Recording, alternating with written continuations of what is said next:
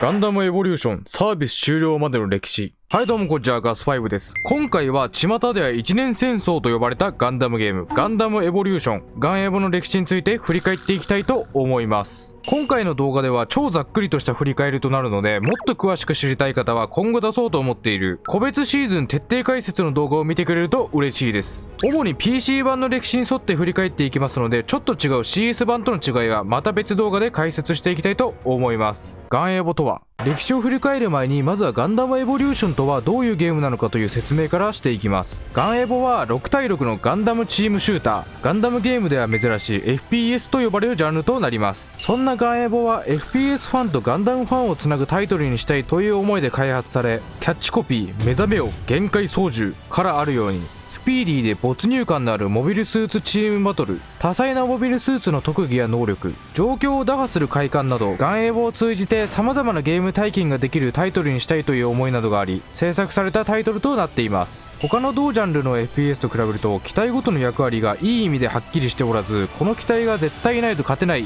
みたいなことがあんまりないので、自分の好きな機体を選んで楽しむということが可能なゲームとなっています。そのため他の同ジャンルの FPS と比べてもプレイする敷居はかなり低めだったと思います。あとは FPS 初心者にとって難しいであろうエイムをすることについての救済措置として、オートエイムのガンタンクであったり格闘機という概念もあり、これらが FPS 初心者の入門としてはかなり良さげだったと思いますね。ベータテスト。まずは正式リリース前のベータテストから。ベータテスト版では初期ユニットの12機体プラスサプライズ実装の2機体、ガンダムエクシャとマラサイユニコーンの全14機体で遊ぶことができ、ゲームルールはポイントキャプチャー、ドミネーション、デストラクションの3モード、マップは全部で6種類遊ぶことができました。ベータテストでは細かいところで言うと機体のアイコンが違ったり機体性能なども正式リリース版とは違っていましたね。あとはランクマッチのレート上位100名が公式サイトに掲載されるなどの特別イベントが行われたりしていました。ベータテスト後の公式サイトでは上位100名の機体の使用率などが見ることができ、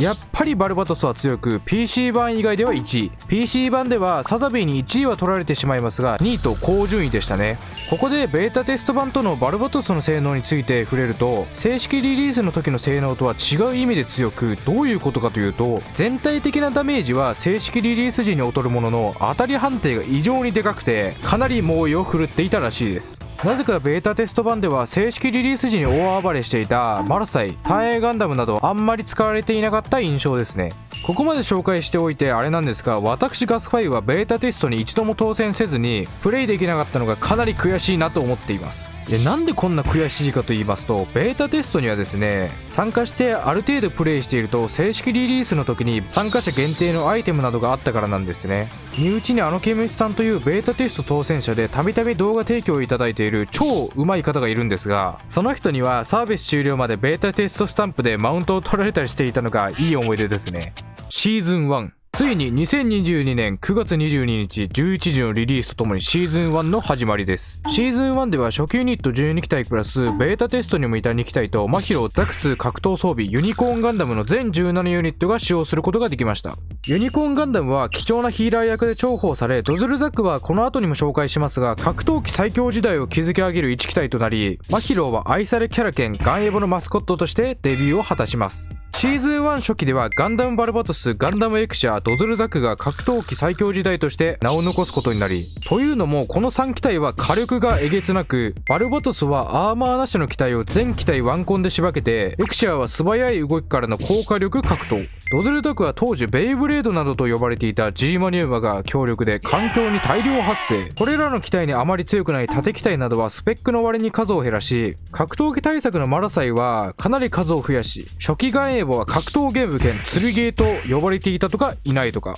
そんなこんなで大暴れした格闘機の彼らなんですが、シーズン1後期で大幅に弱体化され、特にエクシャーとバルバトスに至っては今後のシーズンでも元の影もないくらいには弱体化されていってしまいます。あとはランクマッチについて触れると、シーズン1初期ではもらえるポイントが異常に低いくせに必要ポイントがめちゃくちゃ高く、ゴールドランクですらかなり難しかったです。このランクマッチの使用のせいでかなりの人が離脱したというのもありましたね。当時かなり荒れていた印象です。シーズン1後期にもらえるポイントポイントは修正されますが、それでも必要なポイントは後のシーズンと比べてもかなり必要なので大変でしたね。あとは水星の魔女コラボキャンペーンとしてエアリアルがプレイ機体として登場するのかと思いましたが、ゲーム内で使えるスタンプなどでの登場でしたね。当時はみんなスタンプとかじゃなくてエアリアルをプレイ機体として参戦してくれという意見で溢れていましたが、結局最後まで来ることはありませんでした。あとはチーターもかなり多くめちゃくちゃ遭遇しましたが、そんなことが気にならないくらいにプレイヤー人口もガンエボの歴史の中でも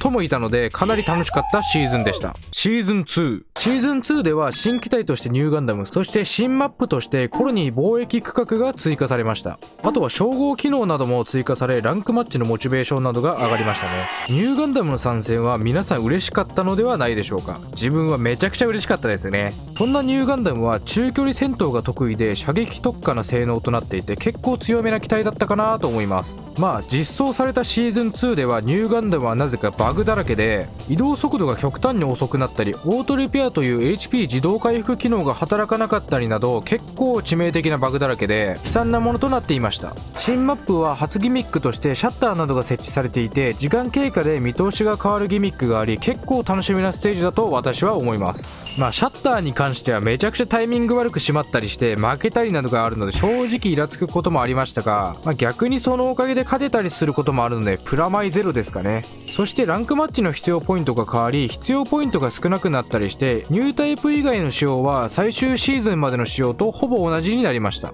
あとはシーズン2の途中から CS 版のサービスも開始されました。シーズン3。シーズン3ではハイパーアップデートとして、前半ディフェンサーではハイペリオンガンダム、後半イグニッションではヘビーアームズ界エンドレスワルツが実装。追加ステージはありません。ハイペリオンガンダムは私ガス5めちゃくちゃ好きで、実装されたの嬉しくてたまりませんでしたね。最終シーズンまでほぼハイペリオンガンダムばっかり使っていました。ハイペリオンガンダムの性能としては近距離特化の性能で、盾とスキルのアルミューレリメールを生かした射撃機体に対してめちゃくちゃ硬い機体でした。その一方で格闘機には機体 HP が低くてワンコンされてしまうので、格闘機だけに気をつければ強く G マニューバで一気に戦況をひっくり返せる超楽しい機体でしたね。ハイペリオンガンダムのね G マニューバかなり楽しかったんですよ。ほんとヘビーアームズ界エンドレスワルツは割と近めな距離特化の射撃機体で、持ち前の弾幕を生かして戦う機体となっています。火力を出すのに両手打ちをしないといけないんですが、移動速度がほぼ身動きできないくらいに遅くなってしまうので、それがデメリットではありましたが、チーム全体の火力上げとしてはかなり優秀でしたね。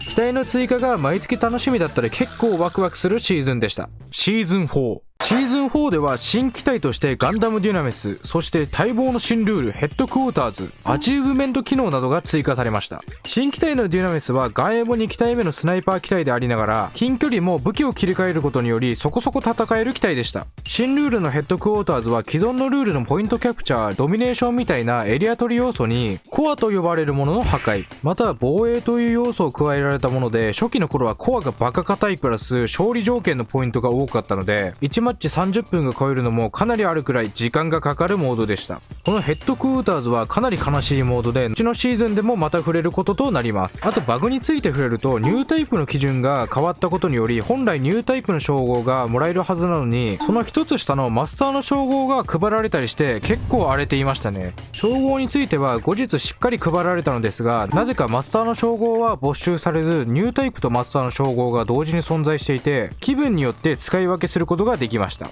この1回だけじゃなく、称号の誤配布は後のシーズンでもやらかしているんですよね。ガンエボ界のマスコットマヒロのスキルがモーション変更され使いやすくなったり、港湾都市などのマップに修正が入ったりしました。やったねマヒロくん。あと他のシーズンでは紹介していませんが、イベントガチャというものが存在していて、このシーズンではハロアッシマーというかなり可愛いものが追加されたりもしました。ほんとハロアッシマー可愛いんですよね。シーズン5。シーズン5ではガンエボ史上最もぶっ壊れ機体である格闘機のスサノオが追加されました。スサノオはちょっと距離が離れていても全盛期バルバトス並みの火力でワンコンしてきますし、スキルのクールタイムもめっちゃ短くて、しかも敵を倒すごとにアーマーが付与されるというかなりのぶっ壊れで、ただでさえシーズンを重ねるごとに弱体化で肩身が狭いバルバトスエクシアの初代格闘機組はもっと肩身が狭い思いをすることになりました。このシーズンでは結構色々大きな修正が入っていて、マラサイはスキルのモーション変更、ジムスナイパー2は主に機動力が大幅上昇するかなり大きな仕様変更が入っていて、マップにも少し変更がありましたね。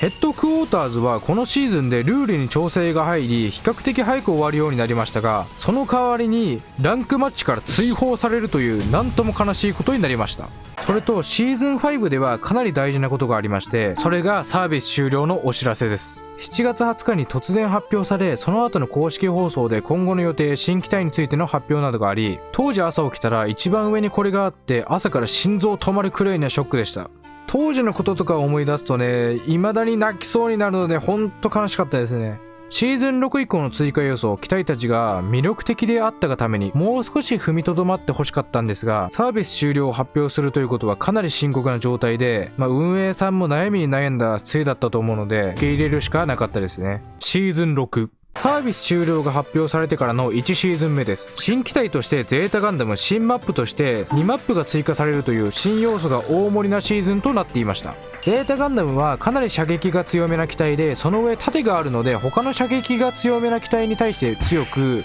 射撃機体としてかなり強い部類でした。スサノオに対してめちゃくちゃねきつかったですが、新マップは熱いマップと寒そうなマップという正反対な温度差のステージで、製鉄所は溶岩という踏むとダメージを受けるギミック、大規模送水施設は時間経過によってステージの形状が変わるという、どちらも比較的楽しめなステージでした。溶岩はね落ちたらイライラはしましたがね。シーズン6ではサービス終了に伴いシーズンパスが無料化したり、機体解放に必要なポイントが多くもらえるなど変更があり、機体解放についてはもっと最初からやってほしかった感はありますよね。シーズン7、いよいよ最後のシーズンとなったシーズン7です。シーズン7では最後にふさわしいラストシューティングのイメージ画像とともに、新機体のケンプファーと新マップの宇宙要塞が実装されました。ケンプファーは使えた期間が約1ヶ月と超短い彼ですが、最後の機体にふさわしいなかなかに性能がモリモリな機体で、中でもパッシブスキルの影響で攻撃を当て続けることができれば無限に素早く動き続けられるというもので強かったとは思いますが、動きが速いということは自分視点でも当てるのは難しいので、1ヶ月という期間ではなかなか練習できず、機体性能を最大限引き出すのはできなかったですね。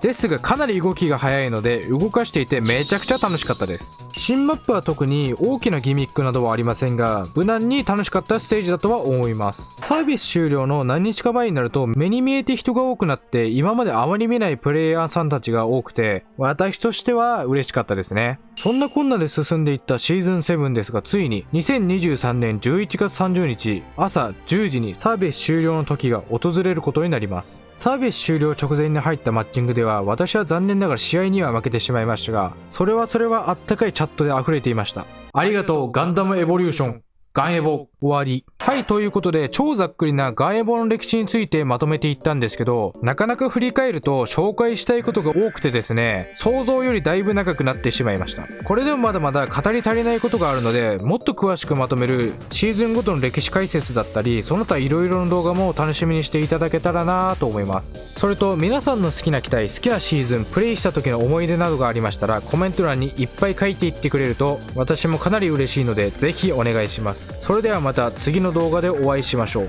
バイバーイ。